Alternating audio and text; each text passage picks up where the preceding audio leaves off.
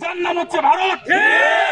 এই বিশ্ব রাষ্ট্র আশেপাশের যত প্রতিবেশী আছে সবার সাথে একটি বৈষম্যমূলক আচরণ করে আসছে। আমরা দেখতে পাচ্ছি বারবার বিভিন্ন সময়ে এই ভারতীয় যে ক্ষমতাসীন দল আছে তাদের সমর্থকেরা, এই উগ্র হিন্দুত্ববাদী সমর্থকেরা বারবার বাংলাদেশের সার্বভৌমত্বে আঘাত আসে এমন সব আচরণ করে আসছে। সর্বশেষ আমরা দেখতে পেলাম বাংলাদেশের সার্বভৌমত্বের প্রতীক বাংলাদেশের যে হাই কমিশন আছে সেইখানে এই উগ্র হিন্দুত্ববাদীরা বাংলাদেশের হাই কমিশনকে আক্রমণ করেছে, আমাদের পতাকাকে অবদমন করেছে। এই পতাকাকে অবলম্বন করা, এই হাইকোর্টে আক্রমণ করা বাংলাদেশে আক্রমণ করা সামিল।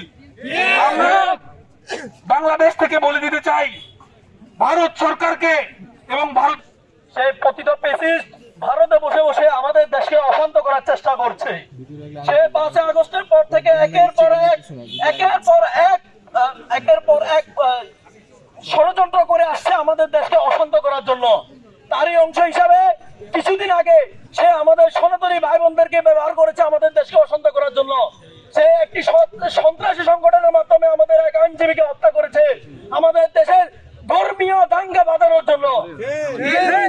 আমরা যখন এই উগ্রতার বিরুদ্ধে, সন্ত্রাসের বিরুদ্ধে কারণে আজকে আমাদের বাংলাদেশের উপ হাই কমিশনের উগ্রবাদী হিন্দুরা আমাদের উপ হাই কমিশনে আক্রমণ করেছে। আপনারা জানেন উপ হাই কমিশনার মানে একটি দেশের সার্বভৌমত্ব, একটি দেশের প্রতীক হচ্ছে একটি দেশের হাই কমিশনার। সুতরাং আমাদের উপ হাই কমিশনে আক্রমণ করা মানে আমাদের বাংলাদেশের সার্বভৌমত্ব আক্রমণ করা।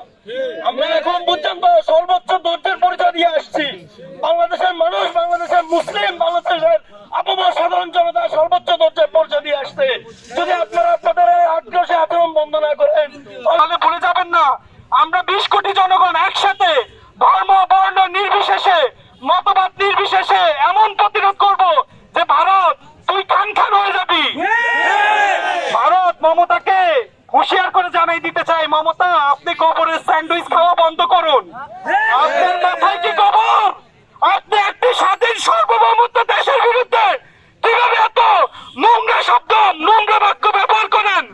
দরকার হলে আমরা শান্তিরক্ষী মিশন হিসেবে আপনার দেশে যাব, সেখানকার ধর্ম বর্ণ নির্বিশেষে সকল সংখ্যালঘু সাধারণকে নিরাপত্তা দেওয়ার জন্য। আমাদের এখানে হিন্দু, বৌদ্ধ, মুসলিম, খ্রিস্টান, বাম সাম্রাজ্যবাদী সকলে মিলে যে শান্তিতে বসবাস করতেছি, আপনারা যতই কলকাঠি নাড়েন আমাদের সাম্প্রদায়িক সম্প্রীতি কখনো ভাঙবে না। আপনারা তো করে আমাদের দেশের সংখ্যালঘুদের হামলা করার জন্য মন্দিরে হামলা করার ষড়যন্ত্র করেছিল, কিন্তু আমরা মুসলিমরা, আমরা বাংলাদেশের মানুষ, আমরা কিন্তু রাত জেগে পাহারা দিয়ে কিন্তু মন্দির রক্ষা করেছি। আমরা রাত জেগে পাহারা দিয়েছি যাতে কোনো সাম্প্রদায়িক দাঙ্গা না লাগে। তাই বলে দিতে চাই, বাংলাদেশি দূতাবাসে উগ্র ভারতীয়রা হামলা চালিয়েছে, বাংলাদেশের পতাকাকে তারা পদদলিত করেছে।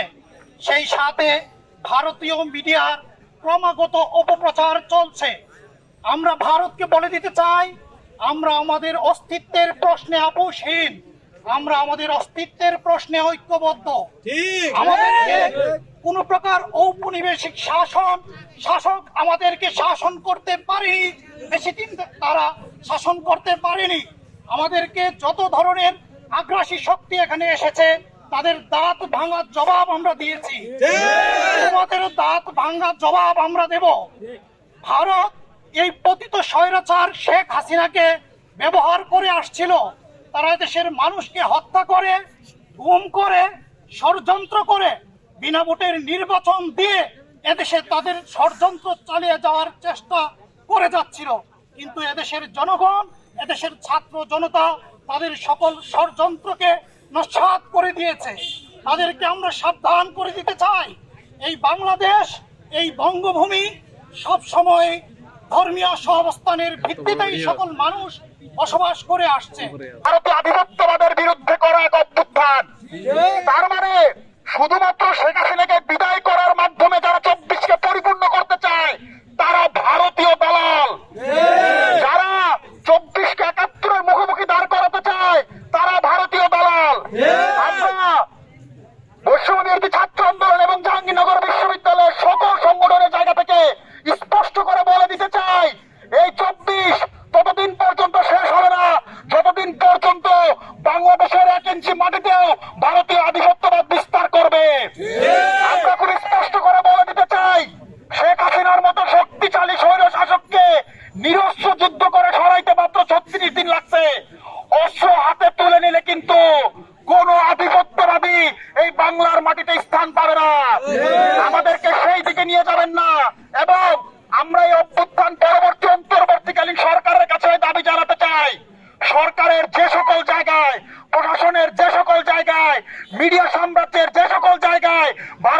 জেনারেলরা বসে আছে, ভারতীয় মদতপুষ্ট সম্পাদকীয়রা বসে আছে, ভারতীয় মদতপুষ্ট প্রশাসকরা বসে আছে, তাদেরকে অনতি বিলম্বে বরখাস্ত করুন, প্রত্যাহার